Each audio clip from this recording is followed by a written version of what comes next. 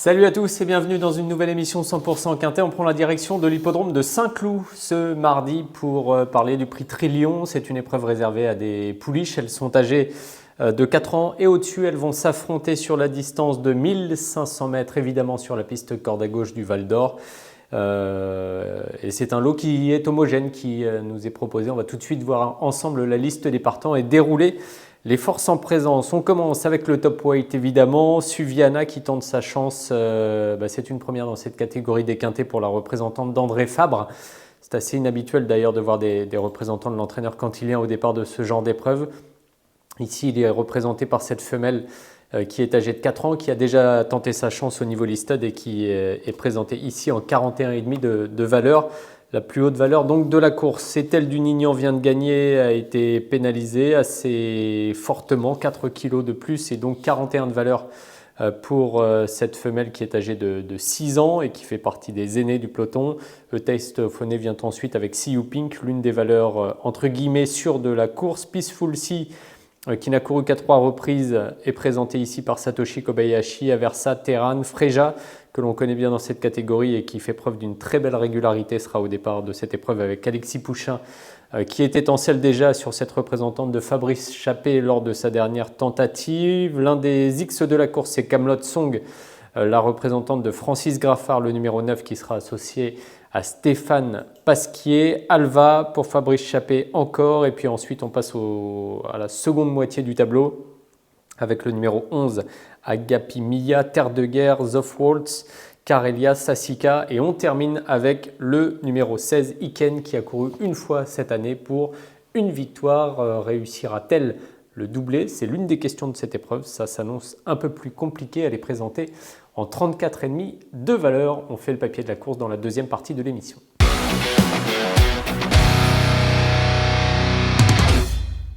Et donc nous commençons à faire le papier de cette course. On va se rendre compte au fur et à mesure de l'évocation de certaines candidatures que la course de référence du 20 mai va jouer un rôle prépondérant dans le déroulement de ce prix Trillion a priori. Malgré tout, j'ai décidé de placer en tête le numéro 1, Suviana, la pensionnaire d'André Fabre, qui, je l'ai dit tout à l'heure, tente sa chance pour la première fois dans les quintets. C'est une pouliche qui avait très bien couru dans le prix du Gros Caillou, dans un lot qui était autrement plus relevé au cours du mois de mai. Et en carrière, c'est la stat que je vous propose de regarder tout de suite. Elle a disputé 11 courses, elle est encore assez jeune, 4 ans pour Suviana. 3 victoires, 6 places et donc 82% de réussite. C'est une pouliche qui a du potentiel, qui est à l'aise sur ce genre de distance. 1500 mètres ne devront pas lui poser de problème. Michael Barzalona est en selle, elle est légèrement à l'extérieur dans les stalles de départ avec son numéro 12. Mais cela ne devrait pas l'empêcher de réaliser une belle performance. Ce sera donc certainement tout ou rien avec ce numéro 1. Je vous parlais de la course de référence du 20 mai, on va tout de suite la voir en image puisque l'on va évoquer la candidature du numéro 8, Freja, mais pas que. Dans cette course où il faut noter, alors dans l'ordre d'arrivée, Etel du Nignan s'imposait, Kazakh, Toc Gros Vert le long de la corde, See You Pink en rouge venait prendre la deuxième place devant Freja en jaune et vert à l'extérieur qui terminait bien également Terre de Guerre, la pouliche grise tout à l'extérieur de la piste. On avait également dans cette épreuve Sassika, Kazakh Orange au centre qui allait se classer 5e, Aversa 6e, Alva 7e, Agapi Mia 9e et Terran concluait à la 13e place. C'est la course de référence par excellence qui se disputait sur cet hippodrome de Saint-Cloud et qui était disputée sur une distance voisine puisque 1400 mètres étaient proposés à l'occasion de ce prix Pistol Pecker. Donc Etel du Nignan s'imposait. J'en ai parlé tout à l'heure, elle a été fortement pénalisée depuis. Ça s'annonce plus compliqué. Entre See You Pink et Freja, ce sera certainement une question de parcours. Moi, j'ai décidé de prendre Freja, qui était parmi les dernières longtemps lors de sa dernière tentative et qui avait, comme vous l'avez vu sur ces images, très bien terminé. C'est une attentiste. Elle pourrait pourquoi pas s'imposer dans un lot de ce genre si le parcours était un petit peu plus favorable pour elle cette fois. Donc, je vais prendre ce numéro 8 avec sa corde numéro 5 en deuxième position, devant le 4 See You Pink, que l'on a vu très bonne deuxième de ce prix Pistol Pecker. Michael Serror, Augustin Madamé, on prend les mêmes et on recommence avec une pouliche qui, dans les quintets, et ça c'est la stat que je vous propose, a couru à 3 reprises, une victoire déjà en 37 de valeur et une place. À noter qu'elle est en 39 et qu'en 39, la dernière fois, ça ne l'a pas empêché de très bien courir, dans 67% de réussite pour Si Youping que dans les quintés.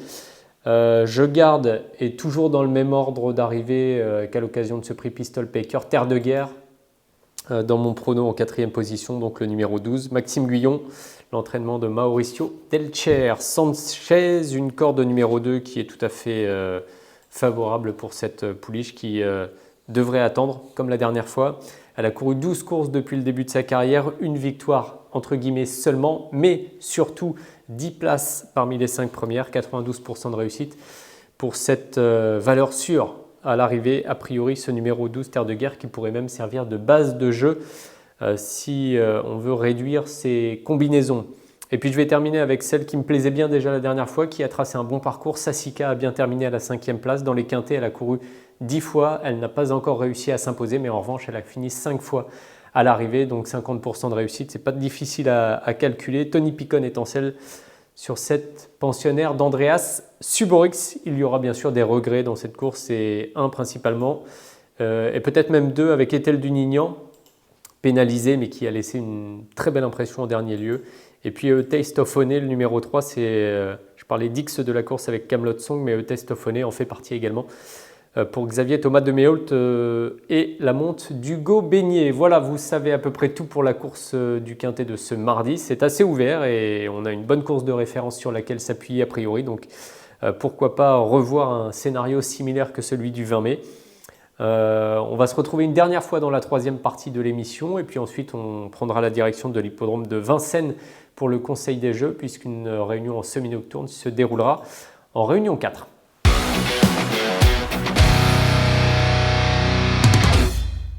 Allez, on se retrouve une 3e et dernière fois, puisqu'il est l'heure de faire le choix, le quintet en 5 chevaux. En chiffres, ça nous donne l'As Suviana le 8, Freja le 4, ensuite Si Youping, le numéro 12 Terre de Guerre, et pour finir le numéro 15 Sassica. Donc As, 8, 4, 12 et 15, ça c'est le prono en 5 pour le quintet qui se déroulera, je ne l'ai pas précisé, mais à 13h55 ce mardi 11 juin. Et puis je vous parlais de Vincennes également en réunion 4. Alors là on est un peu plus tard dans la journée, je vais vous proposer de suivre en réunion 4 le 601 Lee Cable de Loup. Sa musique va vous faire peur, puisqu'il a très bien débuté sur l'hippodrome d'Argentan par une 2e place derrière un poulain estimé.